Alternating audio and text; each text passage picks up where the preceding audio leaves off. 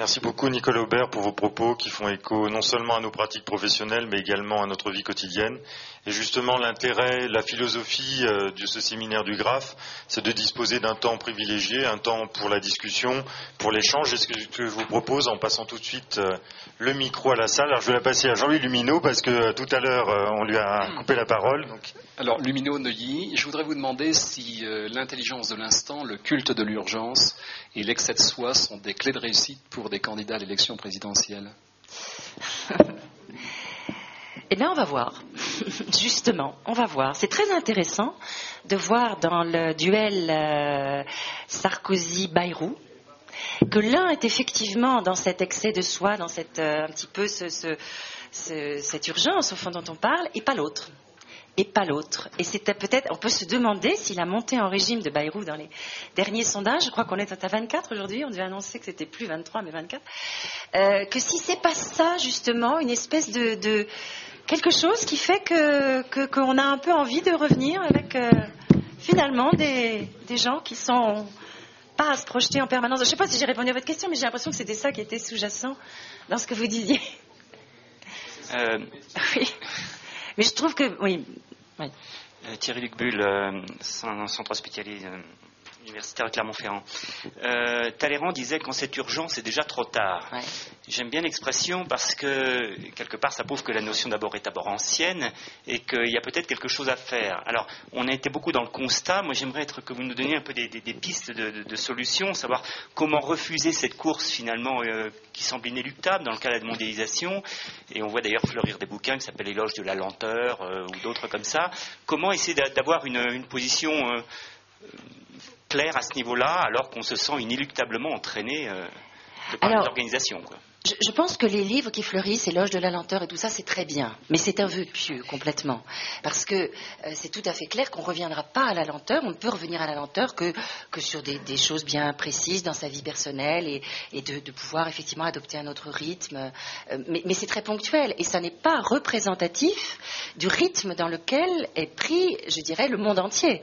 Et très sincèrement, sur cette histoire de l'accélération ou de la lenteur, ça me paraît, enfin, en termes de grande tendance, complètement évident qu'on va aller vers toujours plus d'accélération. Et ce n'est pas l'émergence sur la scène contemporaine des immenses monstres économiques que sont l'Inde et la Chine, avec l'hyperconcurrence qu'ils vont apporter, qui commencent déjà à apporter, qui va nous permettre, nous, occidentaux, européens, de nous reposer et d'en faire moins. Donc, je veux dire, en termes de logique d'ensemble, sincèrement, je crois qu'on ne peut pas du tout être optimiste. Vraiment pas. En revanche, c'est sur ce qui concerne effectivement la vie personnelle et la façon dont on peut essayer de prendre ça, je crois que au fond, ce qu'on peut dire simplement, c'est qu'effectivement, arriver à ne pas se laisser prendre dans ce tourbillon d'activité et dans ce tourbillon d'urgence sur lequel on est en permanence sollicité, c'est fondamental pour arriver à survivre. D'où effectivement, dans le tableau dont je parlais tout à l'heure, surtout ne jamais négliger le stratégique, c'est-à-dire l'important non urgent, rester en permanence, ne pas bouffer son emploi du temps par de l'urgence au quotidien, parce que sinon... Et puis également, je dirais, donc d'une part, cette dimension-là, donc garder la case du stratégique, c'est-à-dire l'important non urgent, garder le temps de la réflexion et de l'analyse un minimum, c'est-à-dire refuser d'aller toujours plus dans... on s'aperçoit que finalement, les gens qui savent dire non et qui sont fondés à dire non et qui maintiennent un non, je dirais un non productif, un non étayé et un non intelligent, ne sont jamais stigmatisés par ça. Parce que c'est ça qui se passe beaucoup. Dans les entreprises, on entend beaucoup dire on n'a plus le droit de dire non, on ne peut plus dire non. On est entraîné, etc. Et c'est pas vrai. Il y a, y compris dans ces entreprises où on entend ça, des gens qui arrivent très bien à dire non, qui arrivent très bien. Voilà. Je ne sais pas si j'ai répondu à votre question, mais sincèrement, sur le plan global, je ne suis pas très optimiste. On a beaucoup de questions. Alors, Guy Vallet, dans l'ordre. Bonjour, Guy Vallet à Marseille. C'est toujours très difficile de parler du temps. Je pense que vous avez réussi à nous intéresser sur une question dont saint Augustin disait que c'est une notion aporétique, qui est absolument indissoluble ou insoluble dans un esprit cartésien.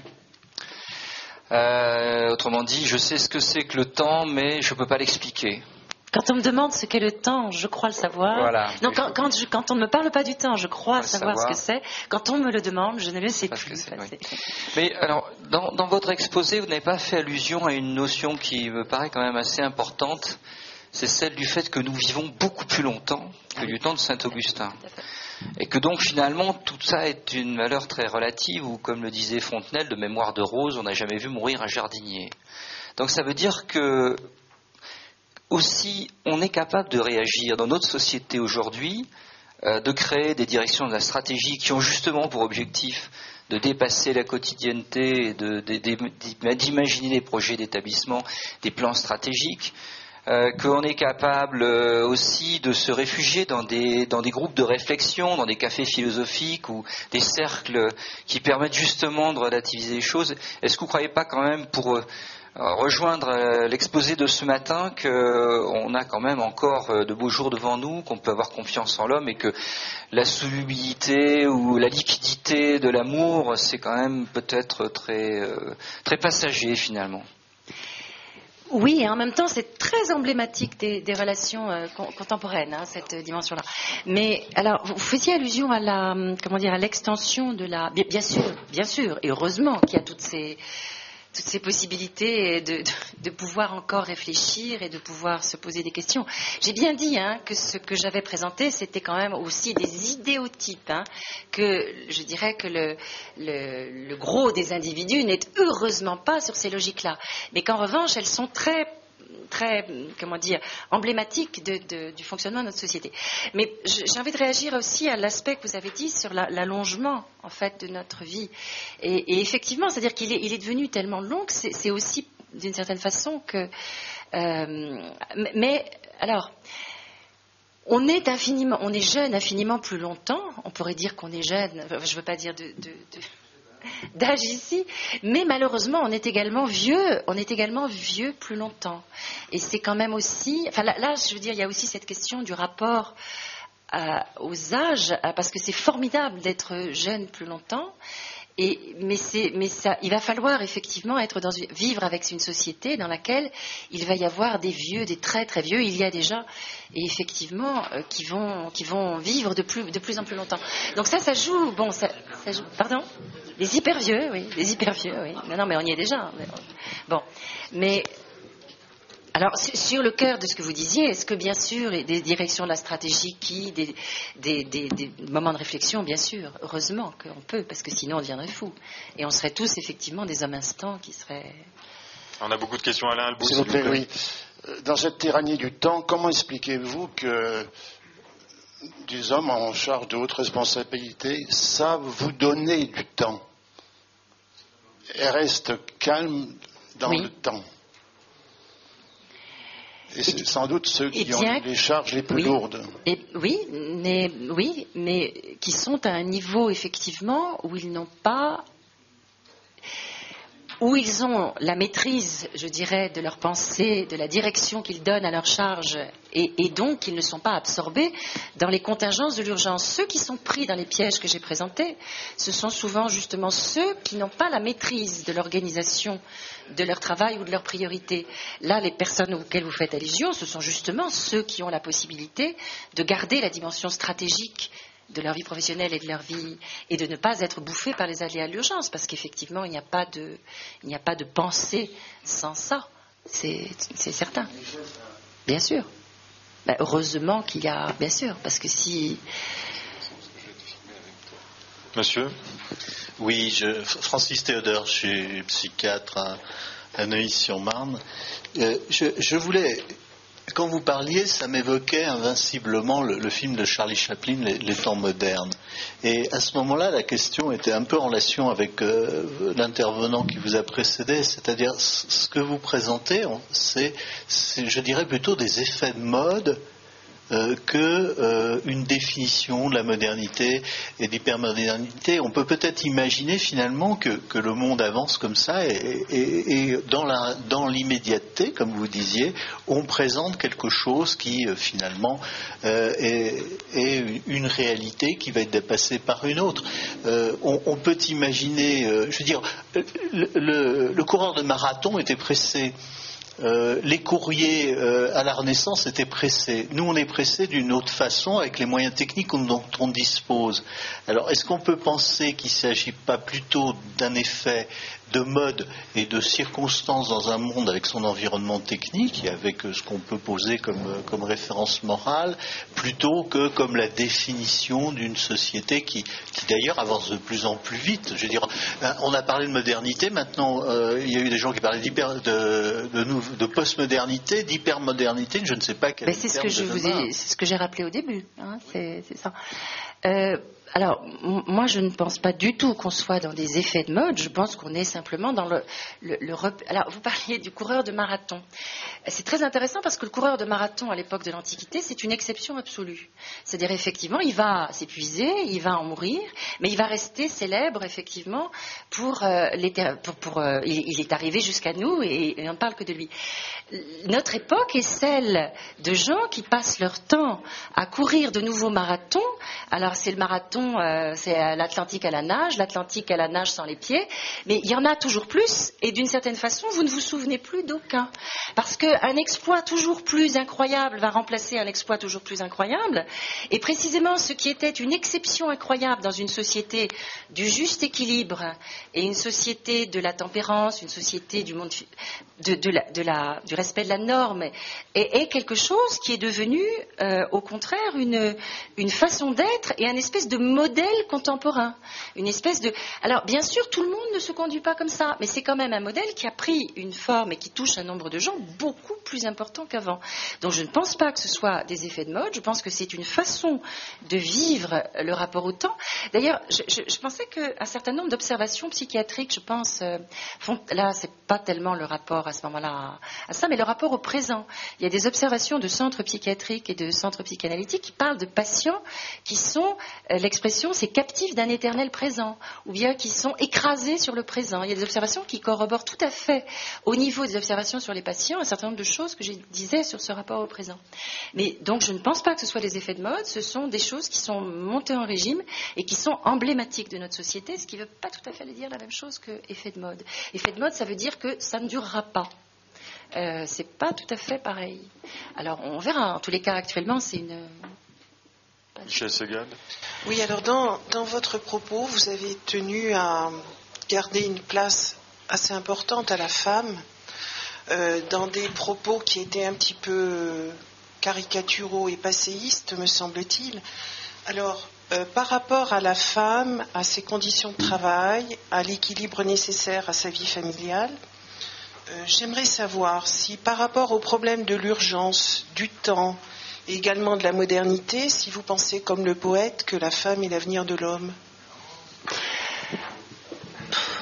Je ne me prononcerai pas sur cette phrase du poète, on peut le penser, elle a un certain statut. J'ai franchement pas eu l'impression de présenter un tableau caricatural ou passéiste de la femme. J'ai présenté le tableau de personnes et de femmes qui sont prises justement plus souvent que les hommes dans les contraintes de l'urgence parce qu'elles ont à gérer deux urgences. Elles ont à gérer une urgence professionnelle et elles ont à gérer une urgence personnelle qui est celle, effectivement, de leur vie de famille. Alors, caricatural et passéiste, moi je pense pas du tout. Et je crois que cette jeune femme, effectivement, était touchante parce qu'elle était... mais qu'on voyait bien qu'elle était quelque part prisonnière du rythme dans lequel elle vivait dans sa vie professionnelle et que ce rythme s'imposait aussi à elle dans sa vie personnelle. Et qu'elle est représentative d'un certain nombre de jeunes femmes au moment où elles bouclent à la fois leur carrière professionnelle et où en même temps elles ont leurs enfants et elles doivent assumer effectivement tout ça. Et où à ce moment-là, elles vivent souvent des choses au contraire terriblement tendues, terriblement écartelantes et que ça, c'est pas du tout ni caricatural, c'est une réalité. Et que ces propos-là, ça leur parle énormément. Énormément et qu'elles se reconnaissent effectivement dans des tensions de temporalité qui sont souvent extrêmes. Trouillet, je suis réanimateur à Pontoise et je trouve que vous n'avez pas assez insisté en termes pédagogiques, me semble-t-il, sur la réponse à l'urgence, la notion d'équipe. Vous avez surtout insisté sur l'influence que ça avait sur l'individu. Mais effectivement, mais ça c'est très mauvais. La seule chose qui permet de répondre vraiment à l'urgence, c'est de constituer une équipe. Je vais prendre des exemples, parce que la notion du temps est aussi importante en matière d'efficacité thérapeutique, car les thérapeutiques modernes ne sont efficaces que si elles sont employées au bon moment et effectivement dans l'immédiat. Et la seule façon de s'en sortir, c'est de coordonner les activités, en particulier au niveau de l'urgence. On va prendre des exemples sur les hémorragies de la délivrance, sur le traitement moderne de l'infarctus du myocarde, sur le traitement moderne de l'accident vasculaire cérébral. Nous avons très peu de temps pour agir de façon efficace et chaque individu doit comprendre qu'il fait partie d'un chaînage et qu'il fait partie donc d'une équipe qui doit justement, pour être efficace et pour être utile, donc c'est ça qui est important, de ne pas perdre de temps. De même, si on regarde ce qu'on doit mettre en place dans les hôpitaux, dans l'évaluation médico-économique, c'est de mettre en place un chaînage entre les directeurs et les médecins, de façon à ce que justement la typologie des séjours des malades puisse correspondre le mieux au financement qui nous est donné, non pas pour aller forcément plus vite, mais pour permettre par des coûts d'opportunité de soigner plus de gens avec le même coût du fait du vieillissement de la population et du fait de raréfaction des données économiques.